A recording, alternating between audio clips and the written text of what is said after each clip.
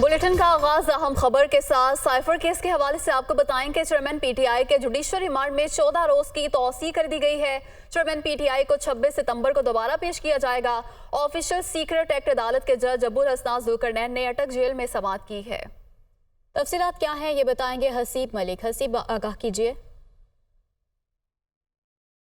देखिए, ये cipher case है जिसके अंदर ऑफिशियल सीक्रेट एक्ट के तहत साबिक वज़ीर आज़म चेयरमैन पीटीआई के ख़िलाफ़ आज जुडिशल रिमांड मुकम्मल होने के बाद समाअत का दोबारा आगाज़ किया गया था और ऑफिशियल सीक्रेट एक्ट अदालत के जो जज हैं अबुल हसनात जुल्करनैन, उन्होंने अटक जेल के अंदर आज ये समाअत की थी। चेयरमैन पीटीआई को अटक जेल के अंदर कायम अदालत के अंदर पेश किया गया, अदालत के रूबरू पेश किया गया, जहाँ पर उनकी हाज़िरी भी लगाई गई और अदालत ने चेयरमैन पीटीआई की 14 रोज़ा जुडिशल रिमांड में तौसीह कर दी है और 26 सितंबर को दोबारा अदालत के रूबरू पेश उन्हें किया जाएगा। इसके हवाले से अगर ओवरऑल बात की जाए तो गुज़िश्ता रोज़ हमने देखा कि वज़ारत कानून की जानिब से एक मरतबा फिर चेयरमैन पीटीआई की सिक्योरिटी को मद्देनज़र रखते हुए अदालत को ट्रांसफ़र करने के अहकाम जारी किए गए थे, जिसके मुताबिक जिस ऑर्डर के मुताबिक ऑफिशियल सीक्रेट एक्ट अदालत के जज अबुल हसनात जुल्करनैन इस्लामाबाद से अटक जेल आए थे, जहाँ पे उनकी जानिब से अटक जेल में ही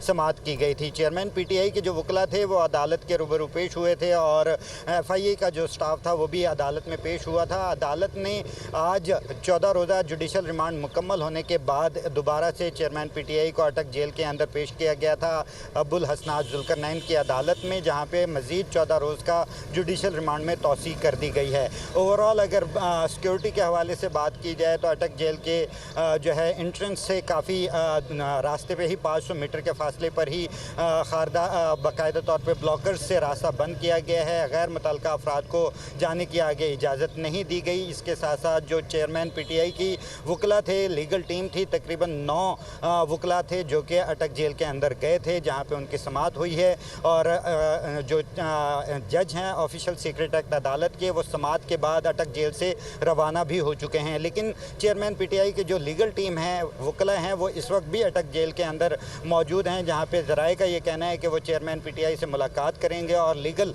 मामलात के ऊपर जो है उनकी तबादला ख्याल भी उनका किया जाएगा, उनसे किया जाएगा।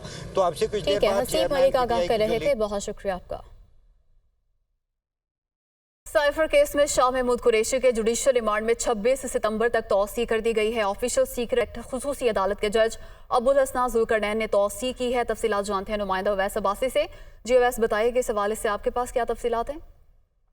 जी बिल्कुल, ऑफिशियल सीक्रेट एक्ट में शाह महमूद कुरैशी की जुडिशल रिमांड की डेट खत्म होने पर दोबारा जो है आज वो पेश किया गया था अदालत में।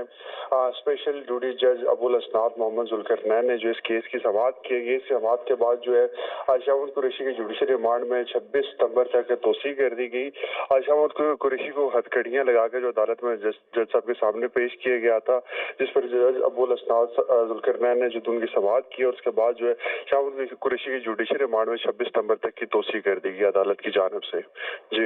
जी अवैस अब्बासी, बहुत शुक्रिया, आपने तफसीलात से आगाह किया।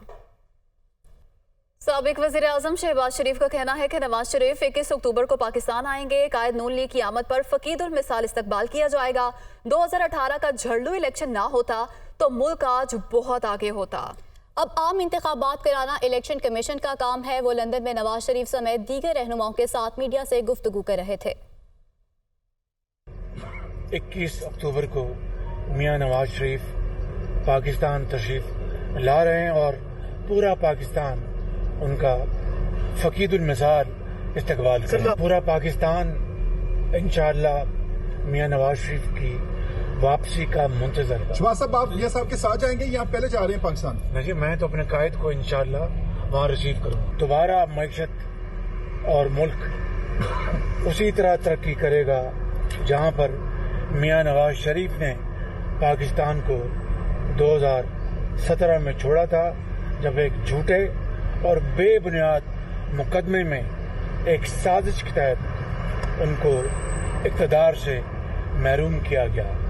नवाज शरीफ इक़्तिदार से महरूम नहीं हुए, पाकिस्तान के अवाम तरक्की और खुशहाली से महरूम कर दिए। इलेक्शन कराना इलेक्शन कमीशन का आईनी फर्ज भी है और उनका तकाजा भी है, लिहाजा हमने आईनी मुद्दत पूरी करके पार्लियामेंट को डिसॉल्व किया और अब इलेक्शन कमीशन ने जो नए सेंसस हुए हैं उसके तहत अब इलेक्शन कराना उनकी जिम्मेदारी है और मुझे पूरी उम्मीद है कि इलेक्शन कमीशन अपनी आईनी जिम्मेदारी अदा करेगा। चेयरमैन पीपल्स पार्टी बिलावल भुट्टो का कहना है कि हम इलेक्शन से ना पहले कभी डरे हैं ना आइंदा इलेक्शन से भागेंगे। इलेक्शन में ताखीर तो हो सकती है लेकिन इलेक्शन होना जरूर है। उनका कहना था कि अवाम ने मुल्तान के हमेशा पीपल्स पार्टी का साथ दिया है और अब भी हम मुल्क दुश्मन अनासिर को पूरी तरह से शिकस्त देंगे। वो मुल्तान में कारकुनों से खिताब कर रहे थे। जब भी इलेक्शंस हो, चाहे वो 90 दिन में हो, चाहे वो 100 दिन में हो, चाहे वो 1 से 120 दिन के बाद हो, ताखीर तो हो सकता है लेकिन हमेशा के लिए आप इलेक्शन से नहीं भाग सकते हो। इलेक्शंस ने होना है और मैं जानता हूं कि बाय इलेक्शंस की तरह इस बार भी मुल्तान के आवाम हमें मायूस नहीं करेंगे। आपके मुखालिफ ऐसे लोग हैं जो अवाम और इदारे के दरमियान एक फासला पैदा करना चाहते हैं। वो मई 9 की साजिश आपके सामने है।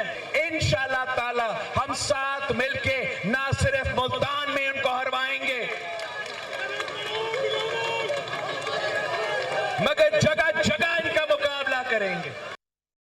निगरान वज़ीर आला पंजाब मोहसिन रज़ा नकवी की ज़ेर सदारत आला सतह का इजलास में 9 मई और जड़ावाला के वाक़ियात से मुताल्लिक़ अमूर पर पेशरफ्त का जायजा लिया गया। इसी हवाले से बात करेंगे। नुमाइंदा खुसूसी लियाकत अंसारी हमारे साथ मौजूद हैं। जी लियाकत अंसारी, बताइएगा इजलास में क्या अहम फैसले हुए? आज बिल्कुल निगरान वज़ीर पंजाब मोहसिन नकवी की ज़ेर सदारत इस आला सतह के इजलास में 9 मई और जड़ावाला के वाक़यात से मुतल्लक़ अमूर का जायजा लेकर अहम फैसले किए गए और वज़ीर आला मोहसिन नकवी ने 3 वज़रा और आला अफसरान पर मुश्तमिल एक टीम तश्कील दी है जो जड़ावाला का दौरा करके अपनी रिपोर्ट पेश करेगी। जबकि 9 मई के वाक़यात पर लाहौर के तमाम चलान जो है वो 3 रोज में पेश करने का हुक्म दिया है और इजलास में 9 मई के मुलजमान के जेल में रोजाना ट्रायल के फैसले पर अमल दरामद को यकीनी बनाने का भी हुक्म दिया गया है। इजलास को ब्रीफ किया गया कि जड़ावाला वाक़या में जो 9 गिरजा घर जो थे उनको अब दोबारा तज़ीनो राइश कर दी गई है और जो दीगर 13 गिरजा घर मुतासर हुए थे उनकी बहाली का काम 2 हफ्तों में मुकम्मल कर लिया जाएगा। सूबाई वज़रा Mansoor Qadir, Bilal Afsar, Azfar Ali Nasir, additional chief secretary दाखिला और एडिशनल बहुत शुक्रिया, आपने तफसीलात से आगाह किया। इलेक्शन कमीशन के 21 अक्टूबर 2022 के फैसले के खिलाफ अपील वापस लेने की चेयरमैन पीटीआई की दरख्वास्त पर समाअत। इस्लामाबाद हाई कोर्ट में इलेक्शन कमीशन के डीजी लॉ ने अपील वापस लेने की मुखालफत कर दी। तोशा खाना से मुतालिक तमाम मामला इस्लामाबाद की हदूद में हुआ। डीजी लॉ का ये कहना था, आप अगर कोई तहरीरी दलाइल देना चाहें तो दे दें। चीफ जस्टिस की जानिब से कहा गया, एक छोटा सा मामला है, बहस करें और मामला ख़त्म करें। चीफ जस्टिस की जानिब से ये रिमार्क्स भी दिए गए हैं। इलेक्शन कमीशन के 21 अक्टूबर 2022 के फैसले के खिलाफ अपील वापस लेने की चेयरमैन पीटीआई की दरख्वास्त पर समाअत हुई। इस्लामाबाद हाई कोर्ट में इलेक्शन कमीशन के डीजी लॉ ने अपील वापस लेने की मुखालफत कर दी। ATC लाहौर 9 मई को पुलिस गाड़ी जलाने और शरअंगेज तकारीर के केस में पेशरफ्त सामने आई है। अदालत ने जुबैर न्याजी, वासिक कयूम, गुलाम अब्बास समेत 16 मुल्जिमान के खिलाफ इश्तिहारी की कार्रवाई शुरू कर दी है। मजीद क्या तफसीलात हैं ये जान लेते हैं मोहम्मद अशफाक से। अशफाक, बताइएगा इस बारे। जी बिल्कुल, लाहौर के इंसदाद दहशतगर्दी की खसूसी अदालत ने 9 मई को पुलिस और जो दीगर लीड फोर्स के एहलकार उनकी गाड़ियां जलाने के हवाले से केस की समाअत की है। इस सिलसिले में अदालत ने मियां असलम इकबाल, फरूख हबीब, हमाद अजहर, जुबैर न्याजी समेत 16 मुल्जिमान के खिलाफ इश्तिहारी करार देने की कार्रवाई शुरू कर दी है। अदालत ने हामिद रजा, जुबैर न्याजी, वासिक कयूम, गुलाम अब्बास समेत दीगर मुल्जिमान के खिलाफ इश्तिहारी करार देने की कार्रवाई का आगाज कर दिया है। इस सिलसिले में लाहौर के इंसदाद दहशतगर्दी की खसूसी अदालत की जज अबर गुल ने पुलिस की दरख्वास्त पर समाअत की, जिसमें यह कहा गया कि मुल्जिमान की गिरफ्तारी के लिए मुताबिक छापे मारे गए।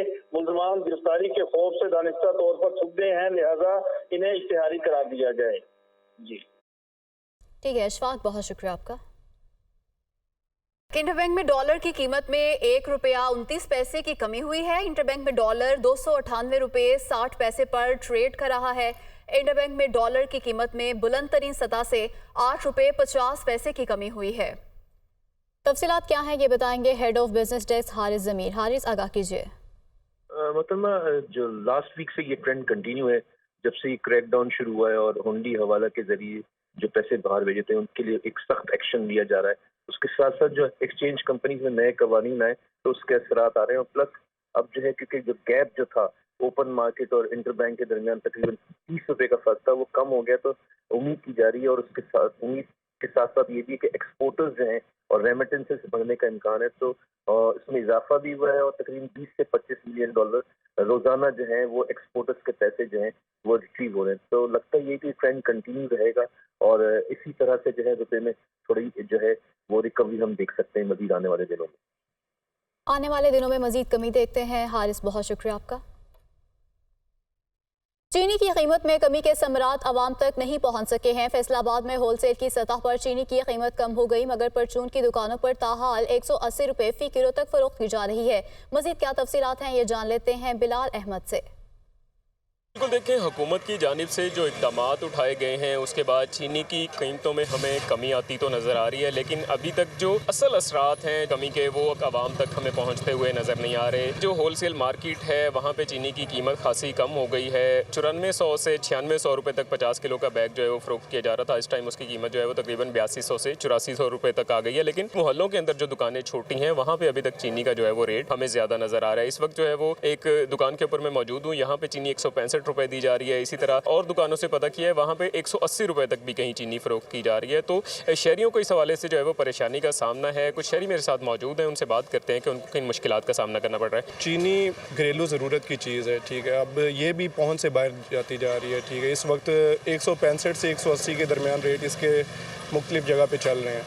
अभी यहाँ पर 165 था, लेकिन कुछ जगहों पे 180 भी चल रहा है। जी बिल्कुल, दुकानदारों की जानिब से मौक़िफ़ अपनाया जा रहा है कि चीनी जो है वो क्योंकि पुराने रेट पे ख़रीदी गई थी, इस वजह से अभी पुराना जो स्टॉक है वो पुराने ही रेट पे फ़रोख्त किया जा रहा है। जैसे ही कम रेट वाला स्टॉक आएगा तो कम रेट पे फ़रोख्त करना शुरू कर देंगे। तो शहरियों को जो है वो इस हवाले से मुश्किलात का सामना है, जिनका कहना है कि चीनी की कीमतों को कम करने के हवाले से हुकूमत फौरी तौर पर इक़दाम उठाए। जी, सिविल जजेस और दीगर अदालती अफसरान को दी जाने वाली गाड़ियां स्क्रैप बनने लगी। इंतजामिया की लापरवाही से करोड़ों का नुकसान हो रहा है। इस बारे में देखते हैं लियाकत अली राना की रिपोर्ट। सिंध हाई कोर्ट में स्क्रैप बनती ये गाड़ियां सिविल जजेस और दीगर अदालती अफसरान को मिलना थीं, लेकिन इंतजामिया की लापरवाही और बरवक्त मुतल्लिका अफसरान को गाड़ियां न देने से करोड़ों रुपए का नुकसान हो रहा है। हाई कोर्ट बार एसोसिएशन के जनरल सेक्रेटरी कहते हैं कि मैंने chief justice Sindh high court से खुद राब्ता किया, लेकिन कोई फायदा नहीं हुआ। इसमें मैंने चीफ साहब को एक लेटर भी लिखा था कि अगर आपके जुडिशल अफसरान के यूज़ में नहीं है या वो यूज़ नहीं करना चाह रहे हैं तो काइंडली ये वकला को आप कोई जो भी है उसमें वकला को दे दी जाए। एक जो यहाँ पे हाई कोर्ट में भी अननेसेसरी डम का जो माहौल बना हुआ है ये भी ख़त्म हो जाए। वकला का कहना है कि हाई कोर्ट में पार्किंग एक बड़ा मसला है। अगर इन गाड़ियों का डिस्पोजल हो जाए तो ये मसला किसी हद तक हल हो सकता है। इसकी मेंटेनेंस कर दे तो ये ख़राब नहीं होंगी। आप देख रहे हैं इनके टायर बिल्कुल ख़राब हो चुके हैं, जंग से ये बिल्कुल इनकी बॉडी गल चुकी है। इसकी छत देखिए, अगली गाड़ी देखिए, बिल्कुल तबाह सूरत में। इसको जो मुतल्लिका जो जजेस हैं, सिविल जजेस हैं या दूसरे जजेस हैं, ऑफिशियल स्टाफ, उनको एलोकेट कर दिया जाए, या अगर वो भी मसरफ में नहीं आ रही तो इसको प्रॉपरली डिस्पोज ऑफ कर दिया जाए। सिंध हाई कोर्ट के अहाते में इस वक्त 800 से 1800 सीसी की 70 गाड़ियां इंतजामिया की बेहिसी का निशाना बनकर कबाड़ की शक्ल इख्तियार कर रही हैं। हमारे पीछे खड़ी ये गाड़ियां इस वक्त जुडिशल अफसरान के ज़ेरे इस्तेमाल होनी चाहिए थी, लेकिन इंतजामिया की नाअहली के बायस ये सिंध हाई कोर्ट में पड़ी पड़ी स्क्रैप बनती जा रही हैं। कैमरामैन फरहान अहमद के साथ लियाकत अली राना, दुनिया न्यूज़, कराची। आपको बताएं कि पाकिस्तान तहरीक इंसाफ इंट्रा पार्टी इंतखाबात का ये मामला है। इलेक्शन कमीशन ने पीटीआई इंट्रा पार्टी इंतखाबात से मुतालिक फैसला महफूज कर लिया है। इसी हवाले से तफसीलात जानने के नुमाइंदा वकार सैयद हमारे साथ मौजूद हैं। वकार, बताइएगा इस हवाले से। जी बिल्कुल, इलेक्शन कमीशन ने पाकिस्तान तहरीक इंसाफ के जो इंट्रा पार्टी इंतखाबात से मुतल्लिक एक नोटिस किया था, उस केस में जो है वो फैसला महफूज कर लिया गया है। इसमें जो गुज़श्ता समाअत थी उसमें पाकिस्तान तहरीक इंसाफ की जानिब से एक तफसीली जो तहरीरी फैसला है, जो जवाब था वो जमा कराया गया था, जिसमें उनकी जानिब से मौक़िफ़ अपनाया गया था कि पाकिस्तान तहरीक इंसाफ की जानिब से जो इंट्रा पार्टी इंतखाबात है वो पुराने आइन पर हुए थे और इससे मुतल्लिक जो साबिक उनके इलेक्शन कमिश्नर थे जो अकबर, उनकी जानिब से एक एफिडेविट भी जमा कराया गया। उनकी जानिब से कहा गया कि इंतखाबात जो है वो बर वक्त हुए थे और पुराने कॉन्स्टिट्यूशन पे हुए थे, जबकि जो मुतलका विंग है उनकी जानिब से ये एतराज़ आयद किया गया था कि चूँकि जो पाकिस्तान तहरीक इंसाफ है उनकी जानिब से कुछ तरामीम जो है वो कॉन्स्टिट्यूशन में की गई थी, वो इलेक्शन कमीशन को भी जमा कराई गई थी, लेकिन वो इलेक्शन एक्ट से जो है वो मुतजाद निकली, लिहाजा ये इलेक्शन जो है वो कलअदम करार दिया जाता है। इस पर जो है वो आज दोबारा 4 रुकनी जो कमीशन है उसकी समाअत हुई, जिसमें अव्वल तो जो उनके वकील है बैरिस्टर अली गौहर, उनकी जानिब से कहा गया कि जो सीनियर वकील है सेनेटर बैरिस्टर अली जफ़र वो हाई कोर्ट में मसरूफ़ है, लिहाजा वक्त दिया जाए। ताम मुख्तसर वक्फे के बाद जो है वो इलेक्शन कमीशन के मेंबर्स की जानिब से कहा गया कि क्योंकि इस पर एक तफसीली जवाब जो है वो इलेक्शन कमीशन को मौसूल हो चुका है, जबकि जो मुतलका विंग है उनकी जानिब से भी मौक़िफ़ पेश किया गया कि इस पर शुक्रिया, आपने तफसीलात से आगाह किया।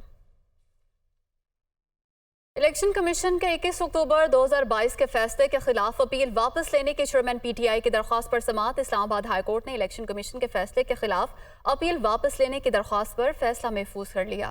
फैसला महफूज कर लिया गया है। तफसीलात बताएंगे मोहम्मद इमरान। इमरान बताइए। जी, चूंकि चेयरमैन पीटीआई की जानिब से एक दरखास्त लाहौर हाई कोर्ट में भी दायर की गई थी और वहां पर 5 रुकनी बेंच बनाया था लाहौर हाई कोर्ट ने, और लाहौर हाई कोर्ट की जानिब से ये ऑब्जर्वेशन दी गई थी कि इसी नौइयत की एक दरखास्त इस्लामाबाद हाई कोर्ट में भी ज़ेर समाअत है, तो पिटिशनर को ये चॉइस दी गई थी कि वो किस फोरम पर अपनी दरखास्त को प्रोसीड करना चाहते हैं। यही मौक़िफ़ आज बैरिस्टर अली जफ़र ने इस्लामाबाद हाई कोर्ट के चीफ जस्टिस के सामने भी रखा कि चूंकि वहां पर 5 रुकनी लार्जर बेंच बनाया गया है और इस्लामाबाद हाई कोर्ट में 1 रुकनी बेंच इस दरखास्त पर समाअत कर रहा था, तो इसलिए हम इस्लामाबाद हाई कोर्ट से दरखास्त वापस लेकर लाहौर हाई कोर्ट में अपना केस प्रोसीड करना चाहते हैं। Election commission Lahore high court में अपना केस प्रोसीड करना चाहते हैं। मोहम्मद इमरान, बहुत शुक्रिया आपका।